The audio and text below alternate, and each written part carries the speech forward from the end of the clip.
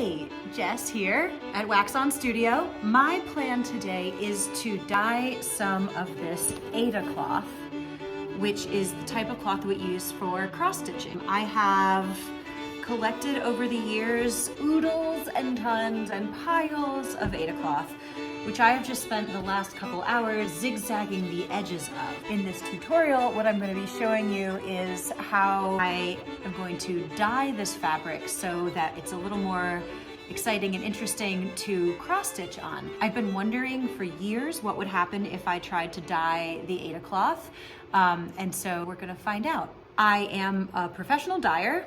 I dye full-time for a living. I teach people how to use fiber reactive dyes, and we are here in my dye studio. I have never dyed AIDA cloth before, but I do dye other cotton cloths or fabrics all the time. So hopefully, with my experience in dyeing yardage and garments, I will be able to get some really great results on this AIDA cloth. Now, as you can tell, not everything is starting white. I've got some pale yellows, some pinks, some peaches, even some greens.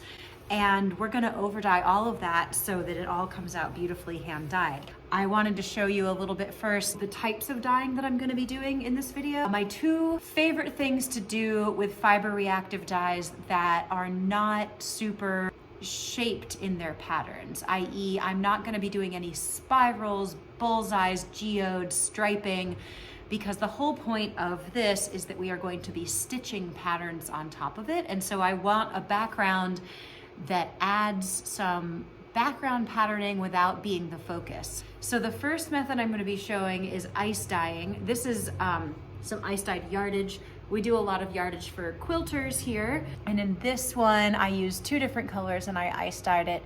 So this is one method of dyeing that I'm going to be doing in this tutorial. This is just a scrunch ice dyed. And then the other method, which I am guessing is going to be more successful for the AIDA cloth, this is low water immersion dyeing. And now this is a really lightweight woven bamboo rayon. So this is more of like a garment fabric. But look at what happens. Isn't that gorgeous?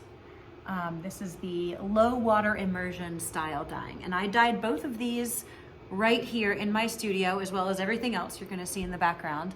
And so I'm just gonna use the same methods that I've been using on everything else that I dye and try to do it on this AIDA cloth. Now, the AIDA cloth is very stiff. It has been, I'm assuming, sprayed with some kind of starch or sizing agent, because when we stitch on it, we like it to be crisp. What I want to do for this dyeing is to pre-wash the AIDA cloth to get rid of the sizing and the starches, because that's going to interrupt the action of the dye. So the first thing I'm going to do is do a pre-wash with hot water and some Blue Dawn.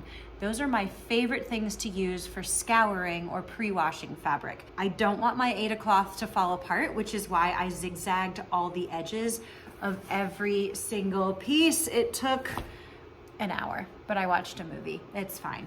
So after all that zigzag stitching, I'm ready to do my pre-wash. So that's what I'm gonna do first. Okay, I'm here in the bathroom now. Not great lighting, but it is where my washing machine is. And so I'm all about this not being a fussy project. So I'm gonna throw all my AIDA cloth with the stitched edges into the hot wash with some other things that need to be hot washed. Some things that, like just some cleanup towels, my other apron, and two batiks. And so I'm gonna throw this in with these other things that need to be washed.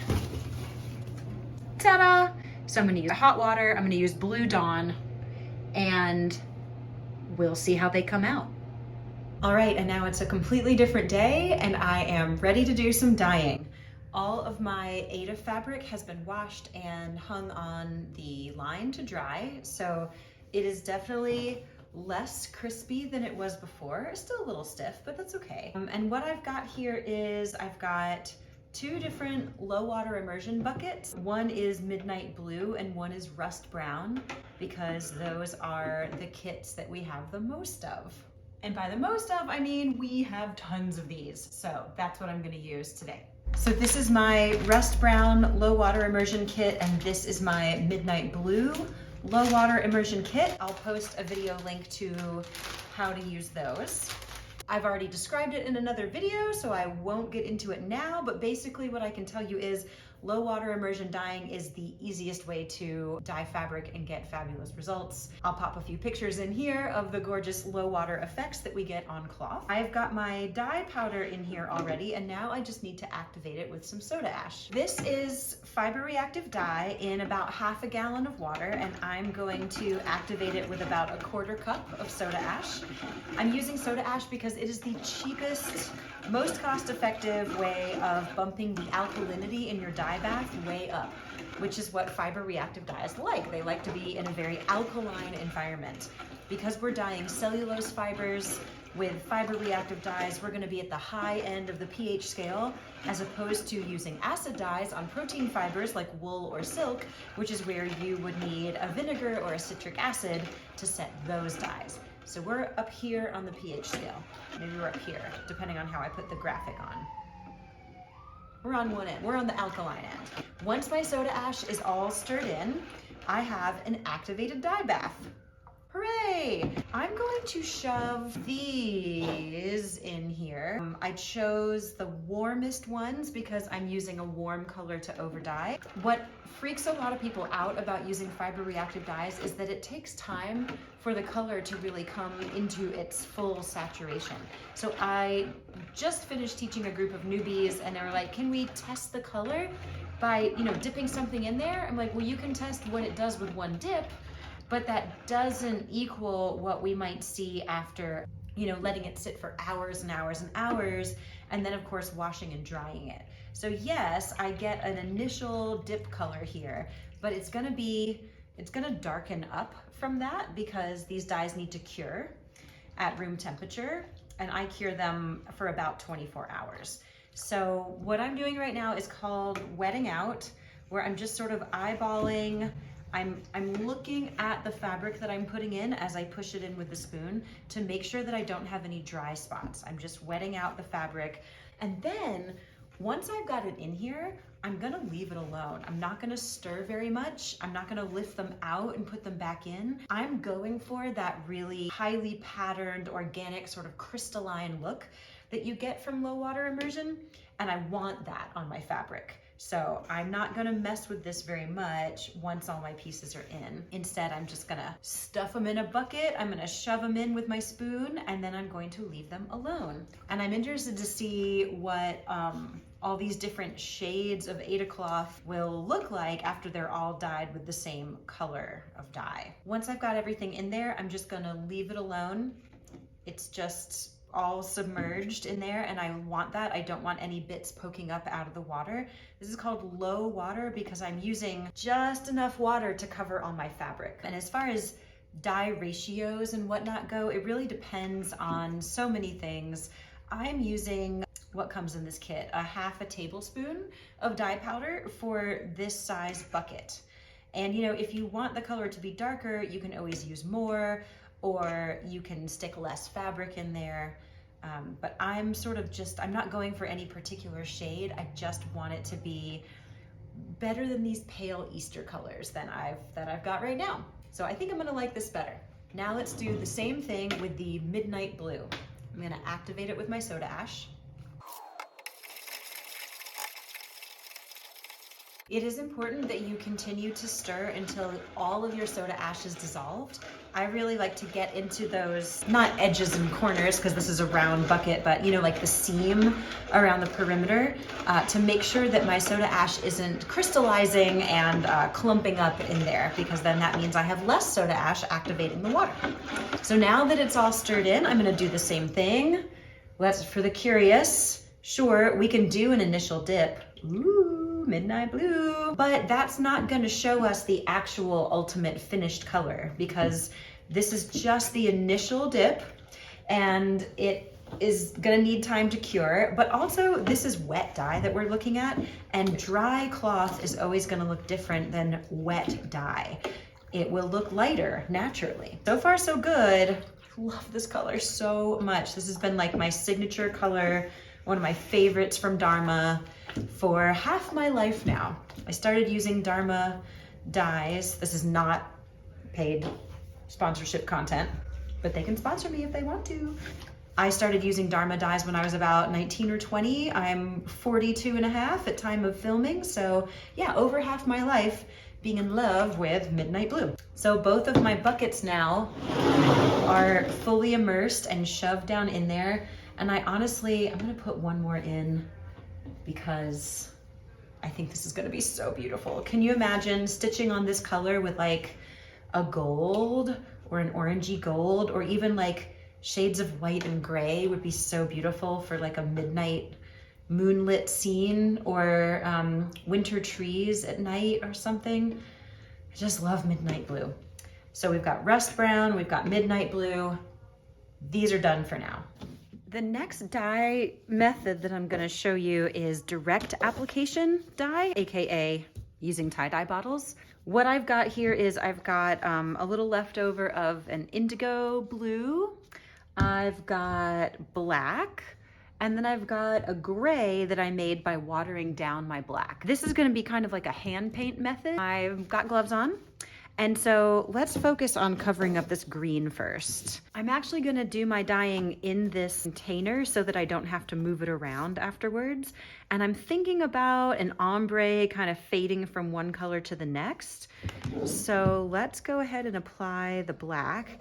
And this is just dye and water. I've soaked the AIDA cloth in a soda ash soaking solution so that when the dyes hit the cloth, they're already being activated. I always keep a little cloth around. Now let's do my indigo from the other side. We're just gonna cover up this little Eastery green here. I wanna see what's gonna happen in between. So I'm gonna leave some space and I'm gonna hand fade it. Not quite enough dye in the middle there. But that's kind of cool. Now let's do a little bit more. I hope you can see this on camera. The light in here is not great. But there we go. Now I've got a hand-painted ombre with just some liquid leftover dyes from tie-dyeing. And I've got an indigo fading into raven black. So we'll see what that looks like. I can kind of see, I don't know if you can see it on the camera, but there's a lighter, pretty area in here where that light green is kind of showing through a little bit, and I'm excited to see what that effect does for stitching on top of. Let's do it again. Here is another container. Here's my second piece, and let's start with this gray color. It's kind of neat. I like this idea of letting the colors, oh, what is that word, like vignette into something. So let's do blue around the outside here and then start to hand blend the blue into the gray. I don't really want there to be a circle in the middle, but I do want there to be a glow, if you will. That's a vignette, right? Where the outsides are darker. All right, neat. So we'll let those sit for 24 hours and I'll rinse them and then I'll see what they look like.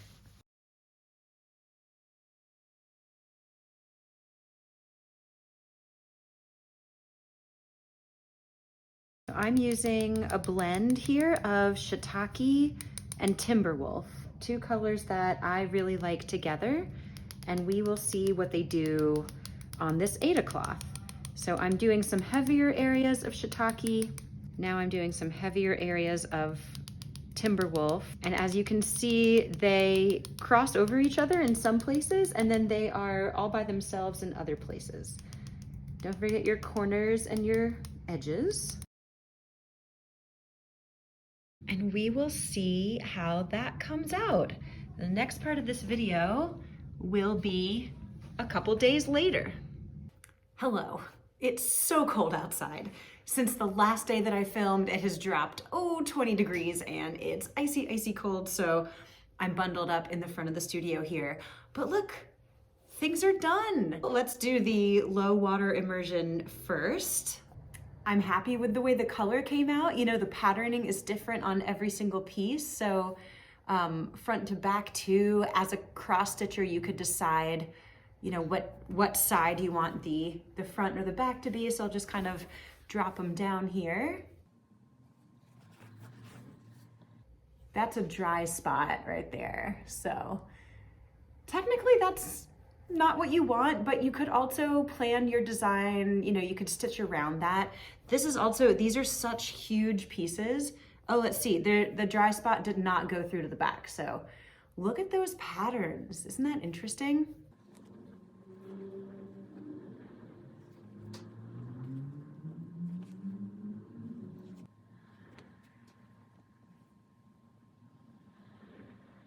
I love seeing all of the variations in patterning, all the organic shapes and patterns and crystallizations and stuff that you get from low water immersion.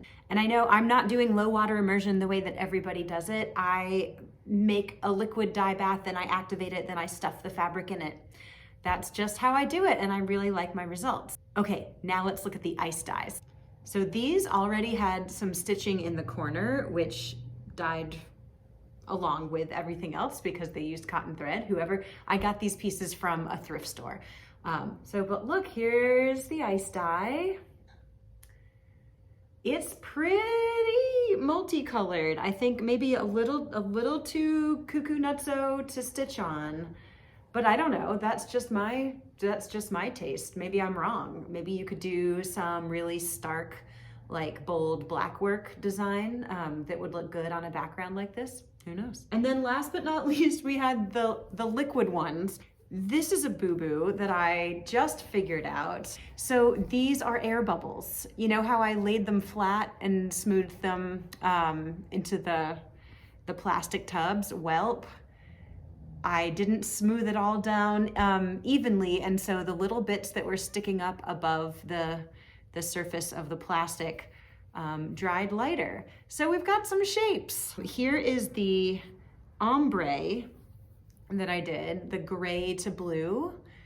So that's kind of cool. You could do something with that.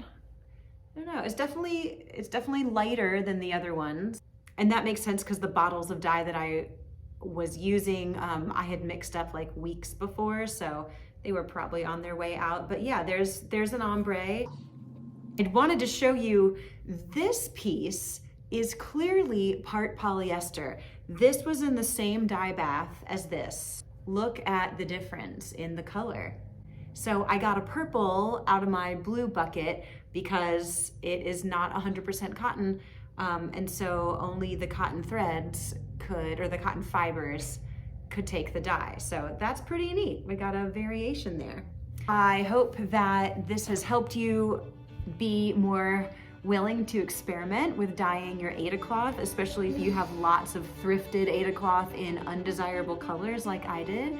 This will give you creative permission to either ice dye, low water immersion dye, or do some liquid dyeing, either hand painting on or squeezing the bottles on. Let me know if you have any questions. I teach dyeing professionally with fiber reactive dyes all the time, so I will look for your questions and comments down below.